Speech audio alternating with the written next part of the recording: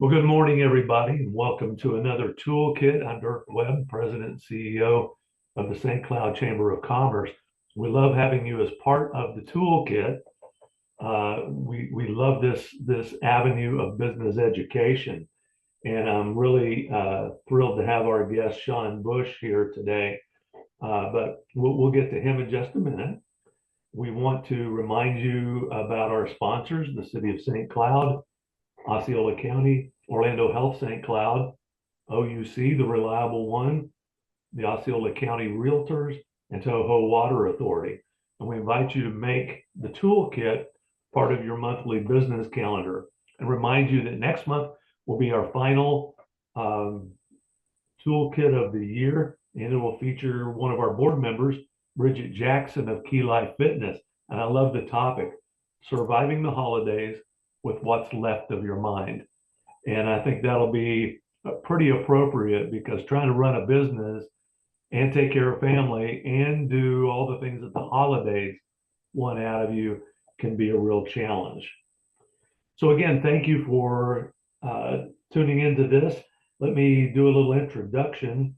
Our guest, Shawn Bush, co-founded Icon Systems in 1994, and under his leadership, the company grew to be a recognized national leader in electronic plumbing control systems in the correctional and commercial industry, with innovative products that create an average 70% water savings over existing systems. With over 30 years experience, he's the author of more than 150 US and foreign patents, both issued and pending, and is a widely read contributor to numerous industry publications. Man, it makes me tired just reading it. So welcome, Shawn. So the topic we have today is, are you a disruptor? And we're talking about strategies for 2026. Now that we're into October, that's going to be here before we know it. Sure. And so the idea was to talk about disruptive strategies. So when we think of disruptions, we think in terms of, say, Southwest Airlines and how they used to flying was a big social event. You got dinner on the plane. You know everybody dressed up. Southwest came in and said, what do you really need? You really need to get from point A to point B economically. And they changed the way the airline industry did business. Then we look at Uber and how they've changed the ground transportation game. So companies like that that change things. And Shawn, you've got a story as well.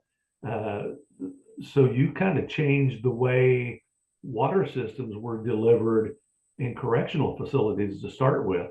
Why don't you give us a little background on that? Yeah, well, thanks for having me today, Dirk, and everybody who's joining us. I appreciate it. It's nice to be here and talk to everybody. So my background was in mechanical engineering, and I was an engineering degree, and was at a job at a company that got bought out, and I didn't have a job at the end of the day. So I knew some local people at the facility, at the Seminole County facility, and they were telling me about some of the water problems they had because I had been in the water industry. And I started just asking questions about, what are your water problems? You have problems with, circulating systems, you have problems with hot water. And they said, no, I really have an inmate problem. I have an inmate problem because they flood the floors, they flush sheets and clothing, they flush contraband, and they generally waste water. And I didn't really understand why. So I just started, again, asking a lot of questions about that. And I went and I saw the jail and I said, how can I help solve these problems? So I was solving problems, and that's how the product became being able to do that. And that was the basis of the product development. So as an entrepreneur, a lot of times when entrepreneurs get into an area, they identify what they want to do, but they have these grandiose ideas of conquering an entire industry. When in fact, I think disruption strategies are really more about identifying a market niche and finding a way to meet specific needs at a more affordable or improved delivery method. So how did you arrive at identifying the solution for this facet of the plumbing industry? Well, again, we started by asking asking the customer what the problem was and identifying that. And once we identified that and worked on that product, we said, how do we create that to solve the problem? And then how do we find the best way, the easiest way to get to the customer and see how it works and identify that it really does have value. We created a lot of value around what we did by solving their problem of flooding the floors and flushing seats and clothing, as well as saving water, which then provided them with the ROI to be able to say, oh, I can also afford this, which was part of the problem, right? We worked in the government side and budgets were always an issue. So helping them find a way to pay for the system was key to the way to us to be able to deliver that and to be able to sell that. So for us to say we could save half of your water bill, that became a financing mechanism to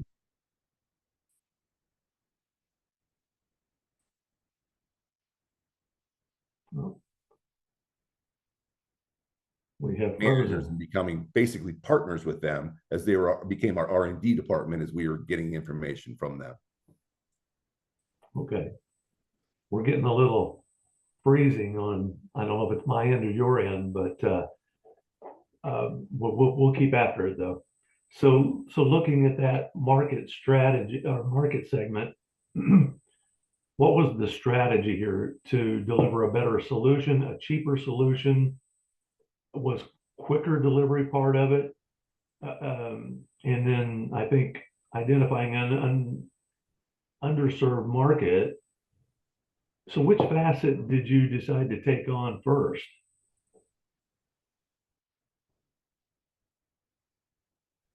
Yeah, you're freezing. I don't know if that's me. Heather, is that me or is that? I think that's Shawn. Oh, that's okay. Okay. Do I need to repeat the question? Yes, if you would, that would be helpful. Okay. So we're talking market segment, better solutions, cheaper solutions, quicker delivery, and identifying underserved market. Which one did you decide to tackle first and kind of knock that problem out? Yeah, so we were never the cheapest solution. We basically tried to sell on our solution-based product to be able to do that.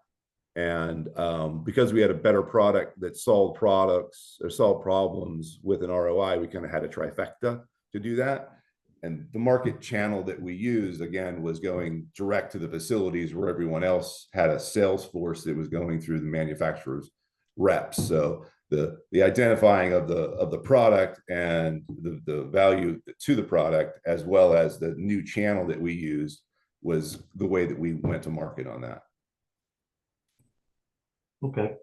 So another challenge to being a disruptor is there are already leaders in that niche, in that segment of the industry, and you're going to be taking them on.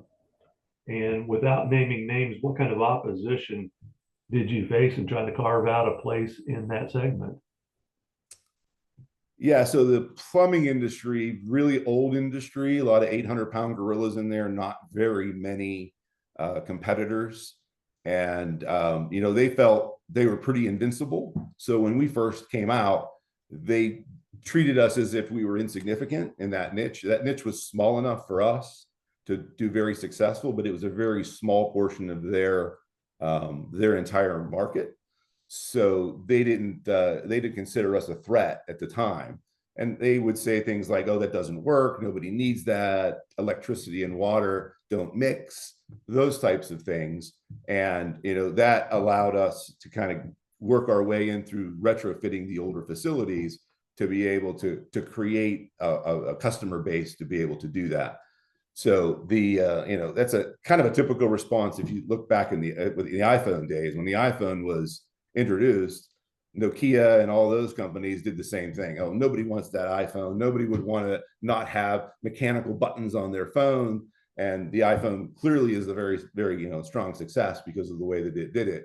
And, you know, they discounted them, and discounting your people that are out there that are new in the market is just a very dangerous thing to do. So as you're relating this, uh, in fact, and I don't want to belabor this point too much, but there actually is some hostility in the market too, trying to put a thumb down on an upcoming business. Well, absolutely, because they would rather the existing people in the market, they've been doing that for a long time, right? So they would prefer to have the status quo than to innovate, right? They would rather you go away than them having to compete with you or to come up with, even if you had a great idea, to use an idea and have to innovate their own. So there's a lot of hostility with that for sure. They don't want you to succeed. That they like the status quo. You're in their market. They may not maybe discount you, but they still don't want you there. They would rather you not be there. Yeah, so I'm gonna pull back the curtain just a little bit on this, um, and tell you that Shawn and I actually have a history here. Um, Shawn is my brother-in-law. He is married to he's not married to, you're the brother of my I'm married to your sister Natalie. And so when we talk about being a disruptor, there's an inherent risk with this.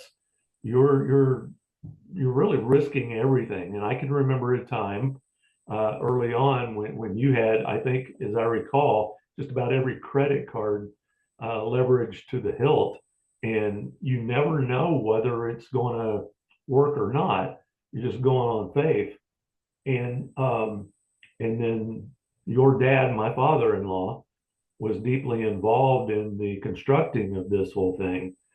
And so, were there any strategies that you helped to mitigate the risk that you used to help mitigate the risk, or was it just all in?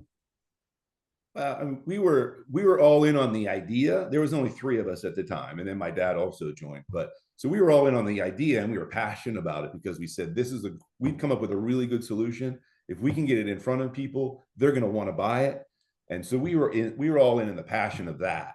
But as we kind of developed the product, we were calculated. We would do prototypes, we would get customer feedback, we would do iterations.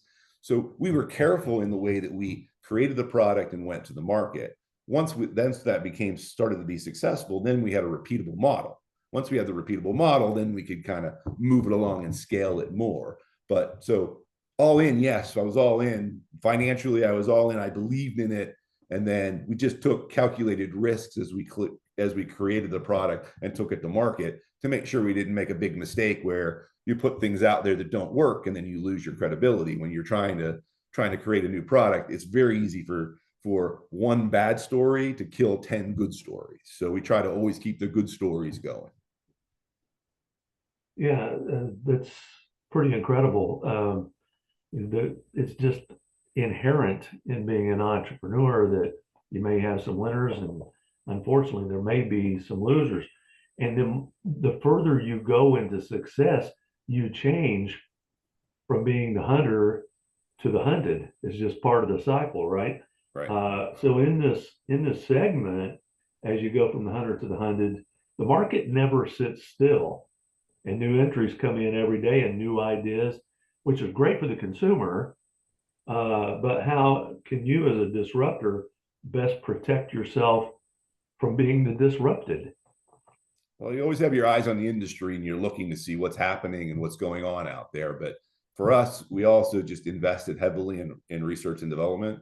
So if a competitor was trying to catch where we were typically 2 or 3 iterations down the road already. So we just never let them catch us by continuing to innovate, make a better product, continue to learn more from our customers and add those features that they would say, hey, what about this problem? Or what about that? Can you fix this? What can you do about that? And we would just add those into our iterations and make it a better and better product. Also, as you mentioned, we have a lot of intellectual property.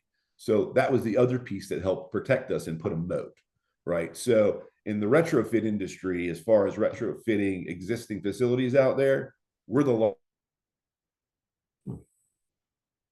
product. We have a great relationship. And that helped create that moat. There's people out there now that peck at us for sure because they want to be in that space. But we have a pretty good moat looking to make sure what's happening and continue to innovate every day. I think that's really important to entrepreneurs who may be doing this. Is just because you achieve a certain level, you can't stop. You've got to keep your eyes on the marketplace. Um, so let's move on to you now. So you've gone through the whole cycle. So when we talk to entrepreneurs, you're actually living the dream of an entrepreneur. You have an idea, you enter the market, you grow it, you work through the cycle, and the whole idea eventually is an exit strategy. And so you want to dream that American dream of having an idea that hits. So tell us about kind of where you are now with Icon Systems. Yeah. So after 30 years of being there, we were in a lot of what we did is one being the commercial space. So we created some products in the commercial space, and we have a lot of intellectual property around that space. Um, that that space is a completely different go-to-market. It's a completely different product brand. It's a completely different strategy of trying to sell that product. And for me to do that was a very high risk, right? High risk to do that, very difficult to do. Now I'm playing with 800-pound gorillas in the commercial space, which is not necessarily a niche anymore, right? So when we started looking at that and saying that's our next horizon, I started looking for a partner to say, hey, who has that already infrastructure in place, and found a partner last year. And in January, I ended up selling the company to them. I'm still working for the company in a transition, but I have a great team in place. It was a publicly traded company, so lots of opportunity for my, all of my employees. It's good for the product. It will help our correctional space. It'll help our commercial space. All of that is a great thing for the company and the employees, and for me and my family as well. So it was a great exit. I'm still in the middle of it, but we're doing integration now. So we're integrating everything in with that company and our company. But at the end of the day, it was a great move for me and the company. When you first start, you're in a play to win situation. You're always playing to win. When you get to some point in your life, you say, I'm a play not to lose person. And you have so much to lose now, you kind of change the mindset a little bit. That's not necessarily the best space for a company when you're trying to drive into a new industry, right? So that was the other reason I got a partner and helped me with that, because I could take some of the chips off the table, still help them, and make everything still work, where I was going to go a whole lot slower or not at all, because I was starting to get into the let me protect what I have, not play to win all the time. So once I recognized that as well, then I moved into let me find a partner. It's better for me. It's better for the company. It's better for the product. I think that's a fascinating look at it. You change from playing to win to playing to not lose, kind of like the NFL, right? Yeah, you're absolutely moving forward and being aggressive, but once you stop doing that, you kind of lose your edge. That's a great point. I hadn't thought of that. Yeah. Anything else? No, On I that topic? appreciate being here, but I mean, we solved problems, and I would say anybody that's looking to be in a entrepreneurial space is find a problem that you can solve that better than anybody else. That's simple. That's easy to communicate. That provides value back to the customer. And if you can do that, and that problem, you can fix it and solve it and come up with a good product. That's a great space to be in, and you can be a disruptor in that space. Very good. Do you have time for a couple of questions if we have them? Sure. Okay. Does anybody have any questions for Shawn? I know we've got realtors, we've got small retail, we've got website design. Anybody have a question for Shawn?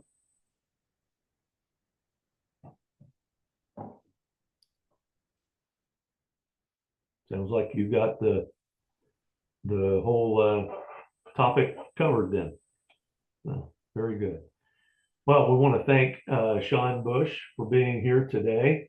And we want to remind you that next month's toolkit is Bridget Jackson, Surviving the Holidays Without Losing What's Left of Your Mind. Again, our thanks to Shawn Bush of Icon Systems, and we hope you'll join us the next time for the toolkit. Thank you. Thank you, Shawn. That was